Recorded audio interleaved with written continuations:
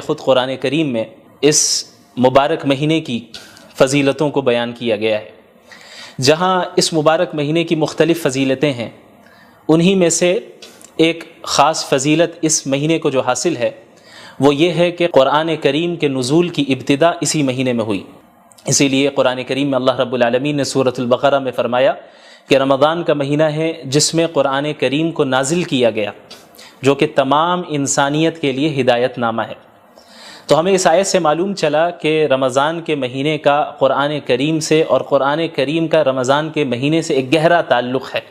ایک گہری نسبت ہے۔ اس نسبت کو سمجھنے کے لیے ہمیں قرآن کریم کے نزول کے مقصد کو سمجھنا ہوگا کہ آخر قرآن کریم کے نزول کی ضرورت ہی کیا تھی، اور اللہ رب العالمین نے اپنے آخری نبی محمد الرسول اللہ صلی اللہ علیہ وسلم پر اس مبارک کلام کو کیوں نازل کیا۔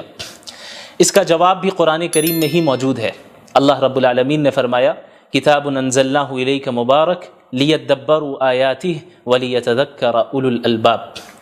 کہ یہ وہ مبارک کتاب ہے جسے ہم نے نازل کیا تاکہ لوگ اس مبارک کتاب میں تدبر کر سکیں، غور و فکر کر سکیں، اور عقل والے اس سے نصیحت حاصل کر سکیں۔ ان ھذا القرآن یہدی للتی ہی اقوم، یقیناً یہ قرآن کریم ایک ایسی کتاب ہے جو بالکل سیدھے راستے کی طرف رہنمائی کرتی ہے اور ہدایت دیتی ہے۔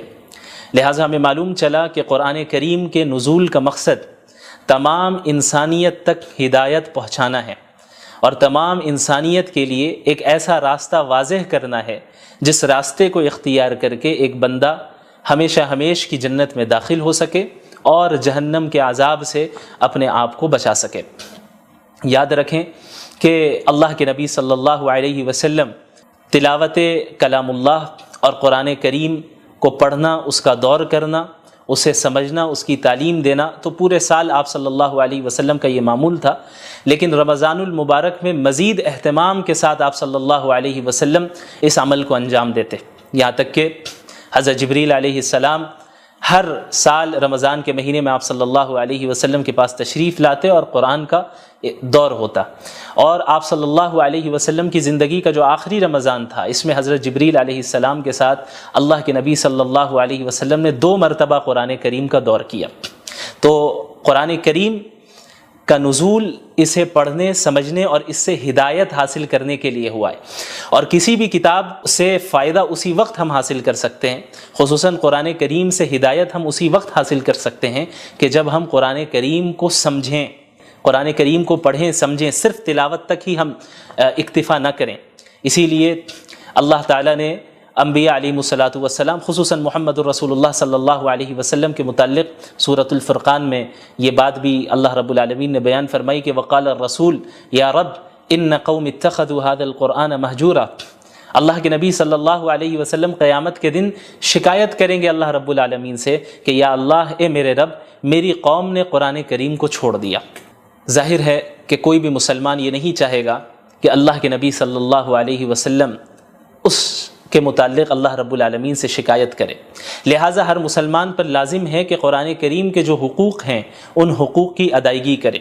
وہ حقوق کیا ہیں؟ مختصراً میں بیان کر دوں کہ علماء کرام نے قرآن کریم کے تقریباً 6 حقوق بیان کیے ہیں۔ سب سے پہلا حق تو یہ ہے کہ پورے قرآن کریم پر ایمان لانا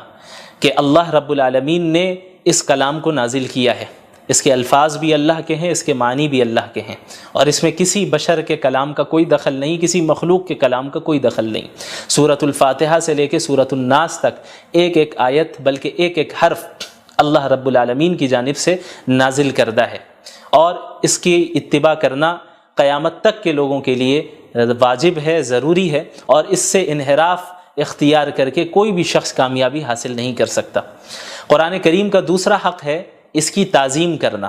کہ چونکہ یہ ایک مقدس کتاب ہے، یہ اللہ کا کلام ہے، یہ کسی عام انسان کا کلام نہیں ہے، کسی مخلوق کا کلام نہیں ہے، یہ اللہ رب العالمین کے ڈیوائن ورڈز ہیں، یہ اللہ رب العالمین کے الفاظ ہیں، اس کے معنی ہیں، اور اس کی طرف سے نازل کردہ کلام ہے، لہٰذا اس کلام کی اس طرح تعظیم کی جائے جس طرح تعظیم کرنا رسول اللہ صلی اللہ علیہ وسلم نے ہمیں سکھایا ہے۔ اسی طرح قرآن کریم کا جو تیسرا حق ہے وہ قرآن کریم کی تلاوت کرنا ہے، چاہے قرآنی آیتوں کا مطلب سمجھ میں آ رہا ہو یا نہ آ رہا ہو، یہ ایک مستقل عبادت ہے اور یہ ایک مستقل قرآن کریم کا حق ہے کہ ہم قرآن کریم کی تلاوت کریں، جیسا کہ قرآن کریم میں اللہ رب العالمین نے انبیاء علیہم الصلاۃ والسلام کی بعثت کے مقاصد کا ذکر کیا، رسول اللہ صلی اللہ علیہ وسلم کی بعثت کے مقاصد کا ذکر کیا، تو وہاں پہ اللہ کے نبی صلی اللہ علیہ وسلم کے متعلق اللہ نے فرمایا یتلو علیہم آیاتی، کہ وہ قرآن کریم کی آیتوں کو تلاوت کر کے سناتے ہیں، اس کی تعلیم بھی دیتے ہیں اور اس کی تلاوت بھی کرتے ہیں۔ تو تعلیم کو الگ ذکر کیا گیا اور تلاوت کو الگ سے ذکر کیا گیا، جس سے معلوم چلتا ہے کہ قرآن کریم کی تلاوت کرنا، چاہے وہ سمجھ میں آئے یا نہ آئے، یہ ایک مستقل عبادت اور یہ قرآن کریم کا ایک مستقل حق ہے۔ اسی طریقے سے قرآن کریم کا جو چوتھا حق ہے اور بہت اہم حق ہے، وہ ہے قرآن کریم کو سمجھنا، کیونکہ قرآن کریم کا نزول محض تلاوت کے لیے نہیں ہوا، قرآن کریم کا نزول محض رقیہ کرنے کے لیے نہیں ہوا، قرآن کریم کا جو نزول ہوا ہے وہ اس میں تدبر کرنے کے لیے ہوا ہے، جیسا کہ اللہ نے فرمایا کتاب انزلناہ الیک مبارک لیدبروا آیاتہ، کہ ہم نے اس مبارک کتاب کو آپ پر نازل ہی اس لیے کیا ہے تاکہ لوگ اس میں تدبر کریں، غور و فکر کریں۔ لہٰذا یہ ہر مسلمان کی ذمہ داری ہے کہ اپنے رب کے کلام کو سمجھیں، سیکھیں، اور خصوصاً رمضان المبارک میں قرآن کو پڑھنے، اس کی تلاوت کرنے اور اس کو سمجھنے کا اہتمام کریں، کثرت کے ساتھ کریں، چونکہ اس مہینے کا قرآن کریم سے بڑا گہرا تعلق ہے۔ اسی طرح قرآن کریم کا جو چوتھا حق ہے وہ ہے قرآن کریم پر عمل کرنا، چونکہ دین اسلام محض ایک آئیڈیالوجی نہیں ہے، محض ایک فکر نہیں ہے یا کوئی فلسفہ نہیں ہے کہ جسے کسی نے پیش کر دیا اور جس کا عملی زندگی سے کوئی تعلق نہیں ہے، بلکہ قرآن کریم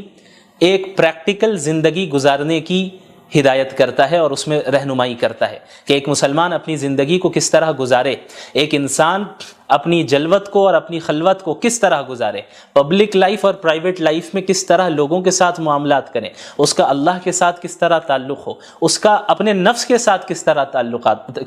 تعلق ہو، ان ساری چیزوں کے متعلق قرآن کریم رہنمائی کرتا ہے۔ لہٰذا یہ ضروری ہے کہ ہم قرآن کے اس پانچویں حق کو بھی ادا کریں، جو کہ ہے قرآن کریم پر عمل کرنا، قرآن کریم پر عمل کرنا۔ اور جب ایک انسان قرآن کریم پر عمل کرے گا، اسی کے متعلق اللہ رب العالمین نے کامیابی اور نعمتوں کا وعدہ کیا ہے، جیسا کہ کئی جگہ آپ کو قرآن کریم میں اس کا ذکر ملے گا، ان الذین آمنوا وعملوا الصالحات، الذین آمنوا وعملوا الصالحات، جنہوں نے ایمان لایا اور جنہوں نے نیک اعمال کیے، یعنی قرآن کریم پر عمل کیا۔ لہٰذا عمل کرنا یہ قرآن کریم کا پانچواں حق ہے اور بہت اہم حق ہے۔ اسی طرح قرآن کریم کا جو چھٹا حق ہے، جو کہ علماء کرام نے بیان کیا ہے اور یہ بھی بہت اہم ہے، ان حقوق میں سے ہر ایک حق اپنی جگہ پہ اہمیت کا حامل ہے اور ان سب کو ادا کرنا ضروری ہے۔ جو چھٹا حق ہے قرآن کریم کا وہ ہے اس قرآن کریم کی تبلیغ کرنا۔ یا ایھا الرسول بلغ ما انزل الیک من ربک، یہ حکم سب سے پہلے اللہ رب العالمین نے محمد الرسول اللہ صلی اللہ علیہ وسلم کو دیا اور محمد الرسول اللہ صلی اللہ علیہ وسلم کے واسطے سے تمام امت مسلمہ کو دیا۔ اللہ رب العالمین نے فرمایا کہ اے رسول، آپ کے رب کی طرف سے جو کچھ آپ پر نازل ہو رہا ہے اس کی تبلیغ کریں، اسے دوسروں تک پہنچائے، کیونکہ دین اسلام محض کوئی نسلی مذہب نہیں ہے، جس طرح یہودیت ہے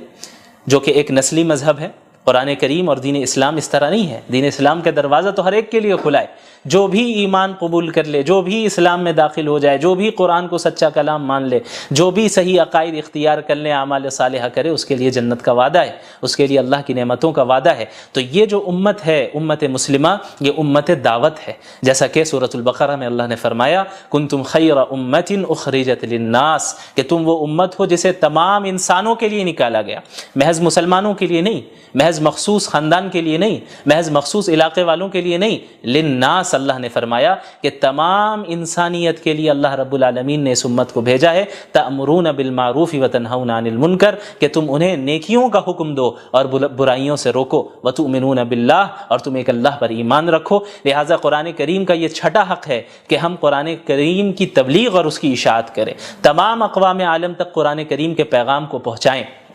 اور اس فریضے کو ادا کریں جو فریضہ اللہ کے نبی صلی اللہ علیہ وسلم کو اللہ تعالیٰ نے دیا، اور اللہ تعالیٰ کے نبی صلی اللہ علیہ وسلم نے خصوصاً حجۃ الوداع کے موقع پہ امت مسلمہ کو سونپا، اور آپ صلی اللہ علیہ وسلم نے فرمایا تھا کہ فَلْيُبَلِّغِ الشَّاهِدُ الْغَائِبُ، تم میں سے جو بھی موجود ہے میری بات ان تک پہنچا دے جو یہاں پر موجود نہیں ہیں۔ تو یہ سلسلہ تبلیغ کا اور قرآن کریم کی اشاعت کا عہد نبوی سے جاری رہا، یہاں تک کہ آج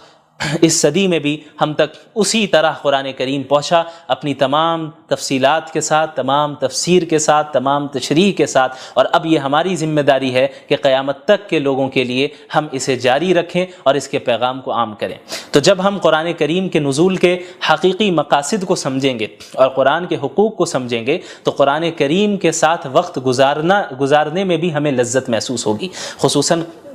رمضان کا مہینہ بہت ہی بابرکت مہینہ ہے، جس میں عبادتوں کی جو نیکیاں ہیں، جو اس کا ثواب ہے، وہ بہت بڑھ جاتا ہے۔ اور اللہ کے نبی صلی اللہ علیہ وسلم تو اس رمضان کے مہینے کی راتوں میں تلاوت کا اہتمام فرمایا کرتے تھے، نمازوں کی شکل میں، قیام اللیل کی شکل میں، تراویح کی شکل میں، تہجد کی شکل میں آپ صلی اللہ علیہ وسلم پڑھتے، صحابہ کرام پڑھتے، اور رمضان المبارک میں ہمارے سلف صالحین میں کتنے ایسے گزرے ہیں جنہوں نے کئی مرتبہ قرآن کریم کو ایک مہینے میں پڑھا، اور صرف پڑھا ہی نہیں بلکہ اس کو سمجھا، اس میں تدبر کیا، اس سے نصیحتیں حاصل کی، عبرتیں حاصل کی۔ لہٰذا ہماری یہ ذمہ داری ہے کہ رمضان المبارک کو ہم اس طرح گزاریں جس طریقے سے اللہ کے نبی صلی اللہ علیہ وسلم نے